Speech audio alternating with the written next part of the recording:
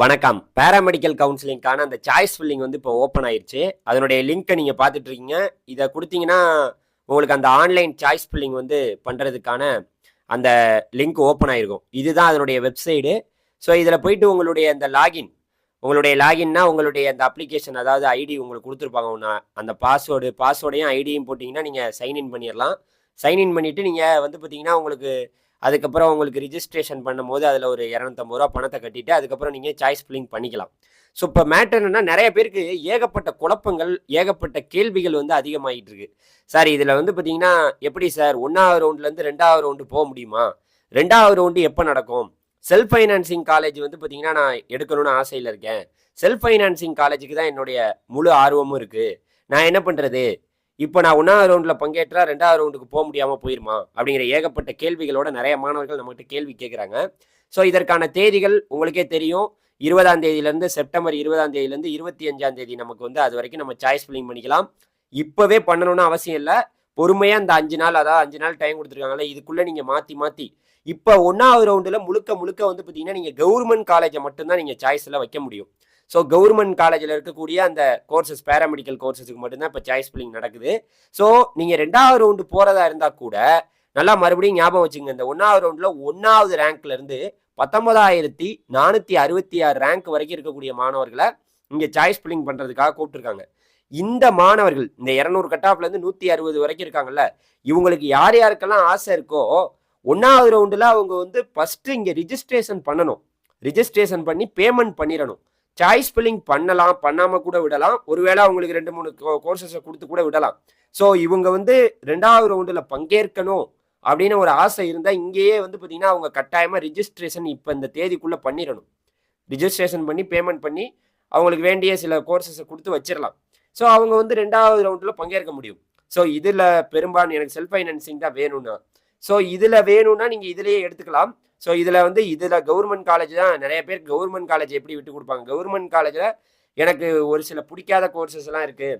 So அது கிடைச்சிருச்சுன்னா நான் 2வது ரவுண்டுக்கு போகலாமான்னு கேட்டிங்கன்னா போக முடியாது. இந்த மாதிரி ஏகப்பட்ட கண்டிஷன்ஸ் எல்லாம் உங்களுக்கு இருக்குது. ஸோ அது உங்களுக்கு தெரியுமா என்னன்னு எனக்கு தெரில. நிறைய பேர் இந்த குழப்பத்தோடு கேட்டுட்டு இருக்கீங்க. ஸோ அதனால் மாணவர்களுக்கு நான் சொல்கிறேன் என்னென்னா, நீங்கள் இந்த ரேங்க்குள்ளே இருந்து கவுன்சிலிங் அட்டன் பண்ணணும்னு நினச்சிங்கன்னா இந்த டேட்டுக்குள்ளே ரிஜிஸ்டர் பண்ணாதான். அப்புறமெல்லாம் உங்களுக்கு தனியாலாம் மறுபடியும் 2வது ரவுண்டுக்கெல்லாம் உங்களுக்கு டைம் கொடுக்க மாட்டாங்க. ஸோ இந்த தேதிக்குள்ளே இந்த நம்பரில் இந்த ரேங்க்கில் உள்ள மாணவர்கள் 19,466 ரேங்க் வரைக்கும் இருக்கிறவங்க ரிஜிஸ்ட்ரேஷன் பண்ணி பேமெண்ட் பண்ணி உங்களுக்கு சில காலேஜஸை நீங்கள் கொடுத்து வச்சுருங்க. இப்போ மேட்ரு முடிஞ்சிருச்சு. இப்போ அடுத்த கேள்வி நிறைய பேருக்கு வருது. 2வது ரவுண்டில் எவ்வளோ பேர் சார் கூப்பிடுவாங்க? 2வது ரவுண்டில் நிறைய மாணவர்களை கூப்பிடுவாங்களா? அங்கே செல்ஃப் ஃபைனான்சிங் காலேஜெல்லாம் வரும். ஸோ செல்ஃப் ஃபைனான்சிங் காலேஜெல்லாம் வரும்போது அதில் எப்படி சார் கலந்துக்கிறது அப்படின்னு கேட்டிங்கன்னா, 2வது ரவுண்டில் எனக்கு தெரிஞ்ச அதிகபட்சமாக இதே மாதிரி மாணவர்கள் தான் கலந்துக்க போகிறாங்க. அதுக்கும் இந்த மாதிரி ஒரு ஷெட்யூல் நமக்கு வெளியாகும். அதுலேயுமே இந்த 19,466 பேருமே மறுபடியும் வருவதற்கான வாய்ப்பு இருக்குது 2வது ரவுண்டில். ஸோ ஏன்னா வந்து பார்த்தீங்கன்னா உங்களுக்கு இங்கே கவர்மெண்ட் காலேஜில் இவ்வளோ பேருக்கும் சீட்டு கொடுக்க முடியாது. அப்போ அதில் செல்ஃப் ஃபைனான்சிங் காலேஜும் வரும். ஸோ செல்ஃப் ஃபைனான்சிங் காலேஜ் வரையில் 2வது ரவுண்டுக்கான அந்த ஷெட்யூல் வெளியாகும் போது அதற்கான தேதிகள் நான் சொல்லுவேன்.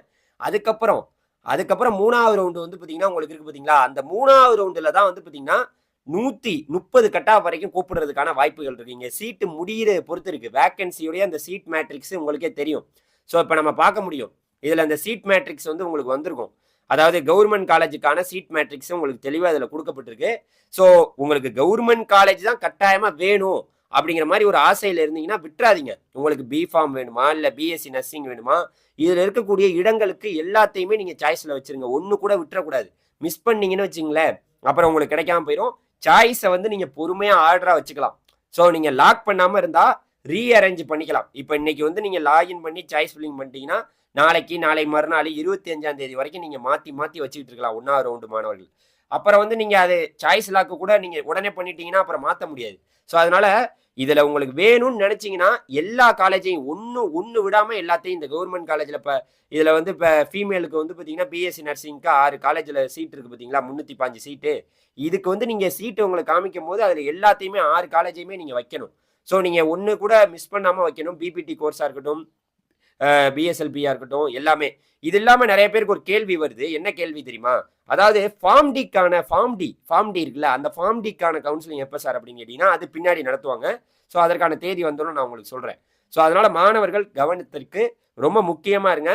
1வது ரவுண்டில் கலந்து கொண்ட மாணவர்கள், அதாவது கவர்மெண்ட் காலேஜ் கிடைத்திருச்சுன்னா அதுக்கப்புறம் நீங்கள் 2வது ரவுண்டில் டைரெக்டாக போயிட்டு இங்கே சீட்டை வாங்கிட்டு அங்கே போய் நீங்கள் எதுவுமே வந்து பார்த்தீங்கன்னா பண்ண முடியாது. ஸோ அதனால் உங்களுக்கு செல்ஃப் ஃபைனான்சிங் வேணும்னாலும் நீங்கள் இப்போவே வந்து பார்த்தீங்கன்னா ரிஜிஸ்டர் பண்ணிடுங்க. ஸோ அதுக்கான லிங்க் ஓப்பனில் இருக்குது, நீங்கள் ரிஜிஸ்டர் பண்ணிடுங்க. இன்னொரு முக்கியமான விஷயத்த சொல்லணும். இதில் ரீஅலாட்மெண்ட் ப்ராசஸ் உங்களுக்கு இருக்குது. இதுலேயே எல்லா டீட்டெயிலும் கொடுத்துருக்காங்க. இதுக்கு மேலே உங்களுக்கு ஏன் டவுட் வருதுன்னு தெரில. ஸோ இதில் எல்லாமே கொடுத்துருக்காங்க. உங்களுக்கு ஒட்டு மொத்தமாக இதில் அனைத்து விஷயங்களும் இங்கே உங்களுக்கு கொடுக்கப்பட்டிருக்கு. ஸோ நீங்கள் எப்படி சாய்ஸ் ஃபில்லிங் பண்ணீங்கன்னா உங்களுக்கு எல்லா ப்ராசஸையுமே இங்கே கொடுத்துருக்காங்க. ஸோ அதை நான் உங்களுக்கு படித்து காமிக்கிறேன் பாருங்களேன்.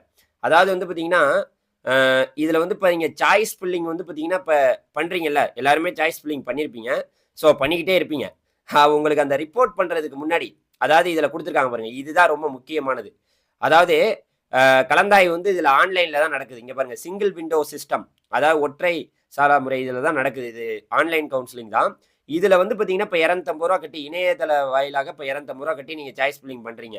ஸோ இதில் மாணவர்கள் அங்கே குறிப்பிட்ட அந்த ரேங்க் 19,466 ரேங்க் வரைக்கும் இருக்கக்கூடிய மாணவர்கள் எல்லாமே இப்போவே ரிஜிஸ்டர் பண்ணிடணும், சாய்ஸ் ஃபில்லிங் பண்ணணும். உங்களுக்கு செல்ஃப் ஃபைனான்சிங் மேலே ஒரு வேளை ஆசை இருந்ததுன்னா 2-3 கோர்சஸை வச்சுட்டு விட்டிங்கன்னா நீங்கள் உங்களுக்கு 2வது ரவுண்ட்லையுமே நீங்கள் பங்கேற்கலாம்.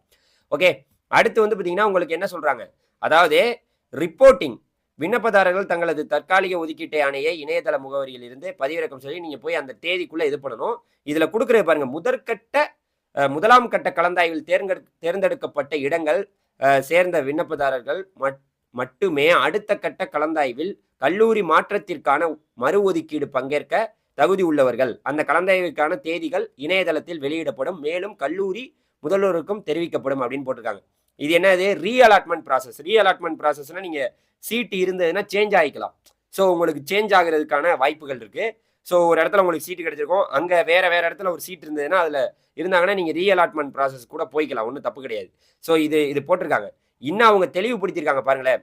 ஒரு பிரிவில் இருந்து மற்றொரு பிரிவுக்கு மாறுவது சுயநிதி கல்லூரி இருந்து, அதாவது செல்ஃப் ஃபைனான்சிங் காலேஜிலேருந்து அரசு கல்லூரிக்கு மாற முடியுமான்னு கேட்டிங்கன்னா ஒரு கல்லூரியிலிருந்து மற்றொரு கல்லூரிக்கு, அரசு கல்லூரிக்கு மட்டுமே மாறுவது ஆகியவை தரவரிசை தகுதியின் அடிப்படையில் இடஒதுக்கீடு விதிமுறையின்படி உங்களுக்கு வந்து பார்த்தீங்கன்னா இதில் அரசு கல்லூரியிலேருந்து ஒரு கல்லூரியில் உங்களுக்கு சீட்டு கிடைச்சிருக்கும், அரசு கல்லூரியிலேருந்து அரசு கல்லூரிக்கு நீங்கள் மாற்றிக்க முடியுமா அப்படிங்கிறது வந்து பார்த்தீங்கன்னா உங்களுக்கு வந்து அந்த இணையதளத்தில் இடஒதுக்கீடின் அடிப்படையில் உங்களுக்கு கொடுப்பாங்க அப்படின்னு சொல்கிறாங்க. இதில் இன்னும் ரொம்ப முக்கியமாக முதலாம் கட்ட கலந்தாய்வின் பின் ஏற்படும் காலியிடங்கள் மற்றும் ஏதேனும் புதிய கல்லூரிகளின் சேர்க்கப்படுமாயின் அவைகளும் இணையதள கலந்தாய்வின் மூலமாக அடுத்த கட்ட கலந்தாய்வில் நிரப்பப்படும் அப்படின்னு சொல்கிறாங்க. இங்கே தான் நீங்கள் கவனிக்கணும், ரீஅலாட்மெண்ட் ப்ராசஸ். அந்த ரீஅலாட்மெண்ட் ப்ராசஸ் இங்கே மாறி போய்க்கிறோம் பார்த்தீங்களா? இங்கே எனக்கு ஒரு சீட்டு கிடைச்சிருக்கும், வேற இடத்துல கவர்மெண்ட் காலேஜில் ஒரு சீட்டு இப்போ கிடைச்சிருக்குன்னா வேற இடத்துக்கு அதுக்கு மாறிக்கலாம்னு கேட்டிங்கன்னா இங்கே செல்ஃப் ஃபைனான்சிங் காலேஜில் மாற முடியாது. சுயநிதி கல்லூரிகளில் உள்ள இடங்களுக்கு மறு ஒதுக்கீடு கிடையாது அப்படின்னு தெளிவாக கொடுத்துருக்காங்க. இதே நீங்கள் பார்க்கணும், தனிப்பட்ட முறையிலான பாடப்பிரிவு மற்றும் இடமாறுதல் எந்த ஒரு இதுக்கும் உங்களுக்கு மாற்றி கொடுக்க மாட்டாங்க. ஸோ அதை நீங்கள் படிச்சுக்கலாம். இதுதான் நம்மளுடைய தமிழகத்தில் இருக்கக்கூடிய இடஒதுக்கீடு முறை. இதில் உங்களுக்கு பார்த்தோன்னா ஒன்று சொல்கிறேன் பாருங்க. இதில் வந்து பார்த்தீங்கன்னா நம்ம தமிழகத்தில் வந்து பார்த்தீங்கன்னா இப்போ உங்களுக்கு வந்திருக்கக்கூடிய ரேங்கை நான் சைடில் போட்டு காமிக்கிறேன். இப்போ மொத்தமாக வந்து 67,038 பேருக்கு வந்து பார்த்தீங்கன்னா இந்த பேராமெடிக்கல் கவுன்சிலிங்கில் ரேங்க் வந்திருக்கு. இதில் ஒரு கம்யூனிட்டிக்கும் இருக்குது. இதுதான் கம்யூனிட்டி அடிப்படையில் உங்களுக்கு இடஒதுக்கீடு முறையில் தான் இந்த சீட்டை கொடுக்க போகிறாங்க. இதில் வந்து பார்த்தீங்கன்னா ஓசி 31%, பிசி வந்து பார்த்தீங்கன்னா பிசிக்கு வந்து 26.5%, பிசிஎம்முக்கு 3.5%, எம்பிசிக்கு வந்து பார்த்தீங்கன்னா உங்களுக்கு வந்து தெரியும், எம்பிசிக்கு வந்து பார்த்தீங்கன்னா அதாவது வந்து பார்த்தீங்கன்னா 20%, எஸ்சிக்கு வந்து 15%, அதுக்கப்புறம் எஸ்சிஏக்கு வந்து பார்த்தீங்கன்னா 3%, எஸ்டிக்கு 1%. இந்த கம்யூனிட்டி அடிப்படையில் தான் உங்களுக்கு இடம் கொடுக்கப்படும். எல்லாத்துக்குமே நீங்கள் செல்ஃப் ஃபைனான்சிங்காக இருக்கட்டும், கவர்மெண்ட் காலேஜாக இருக்கட்டும், கம்யூனிட்டி இடஒதுக்கீடு அதாவது உங்களுடைய கம்யூனிட்டி அடிப்படையில் உங்களுக்கு ஒதுக்கப்படும்ங்கிறத தெரிவிச்சுக்கிறேன். அதனால மாணவர்களே வேற எதுவும் போட்டு குழம்பிக்க வேணாம். வேற ஏதாவது கேள்விகள் இதையும் மீறி உங்களுக்கு இருந்தது என்றால் என்னிடம் நீங்கள் கமெண்ட்ல கேளுங்க, நான் உங்களுக்கு ஆன்சர் பண்ணுறேன். நன்றி, வணக்கம், thank you very much. Form D அதை பற்றி வந்து பார்த்தீங்கன்னா அப்டேட் வந்ததுன்னா உங்களுக்கு சொல்கிறேன். தேங்க்யூ, பாய்.